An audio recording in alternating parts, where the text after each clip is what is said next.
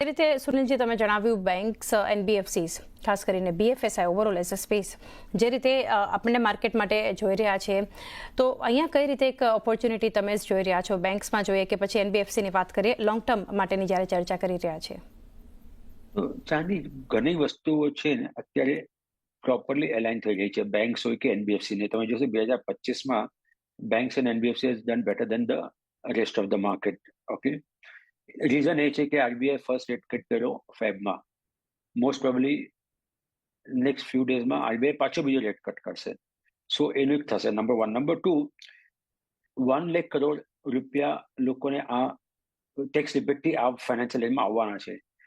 50,000 crore may get used and 50,000 crore will go as an investment. Some amount will go to the banks also. Number 3, SIP નો આપણે flow જોઈએ થોડો ઓછો થઈ ગયો છે. જ્યારે એસઆઈપી નો ફ્લો ઓછો થાય એનો મતલબ એમ થયો કે પૈસા બેન્કિંગ સિસ્ટમ મળ્યા છે. That means that float which is available with the banks which is the raw material for banks, I think એ લોકોને સારું કરશે.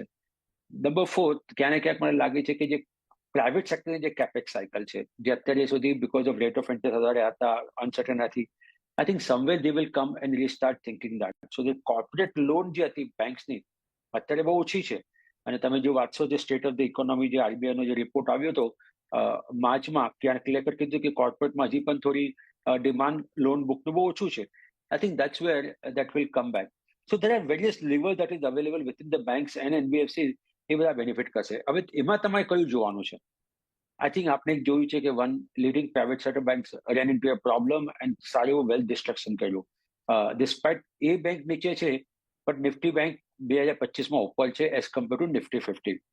તો તમારે ફોકસ એ કરવાનું કે જે બેંકનું મેનેજમેન્ટ સ્ટ્રોંગ છે, જે બેંકને વધારે પડતી પર્સનલ લોન પર, અનસિક્યોર્ડ પર્સનલ લોન પર વધારે પડતું એક્સપોઝર નથી કર્યું, એ બેંકો લો.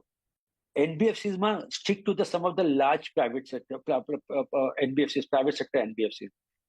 I think they are doing a wonderful job in terms of the penetration, in terms of expanding the geographical reach, expanding the digital network, using AI to do that. ચાંદી, અમે અમારા પીએમએસમાં અમારી પાસે પ્રાઇવેટ સેક્ટર બેંકમાં exposure છે, અમારું એનબીએફસીમાં exposure છે, અને અમને સારા એવા પૈસા બની રહ્યા છે એ બધા સેક્ટરમાં.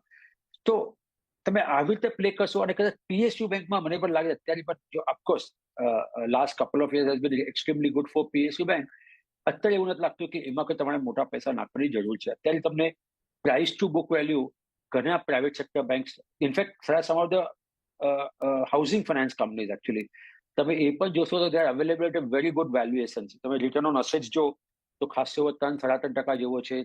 પ્રાઇસ ટુ બુક વેલ્યુ ખાસા નીચે છે, અને historically also they are commanding low. At the same time, in terms of absolute value also, they are commanding at a very reasonable valuation. So the risk reward સારો એવો થઈ જાય છે. So even housing finance company looks very, very attractive. And just be careful. Look at NPA, look at ROA, and this one. In fact, we also have exposure to one of the gold loan company, India's largest gold loan company. એમાં પણ અમારું exposure purely because ગોલ્ડના price વધી જાય તો તમારે LTV છે, loan two value, એ પણ ખાસ એવું છે. તો એનપીએ થવાના ચાન્સીસ બહુ ઓછા થઈ જાય, અને જો એનપીએ થવાના ચાન્સીસ ઓછા થઈ જાય, so institute like this should do very well. So this is how we are playing the theme of banks and NBFCs, Chandni. Banks, private banks, એનબીએફસીસમાં મોટી પ્રાઇવેટ સેક્ટર એનબીએફસીસ છે, હાઉસિંગ ફિનાન્સ કંપનીઓ, એના પર એક ફોકસ જે છે હોવું જોઈએ. આપણી સાથે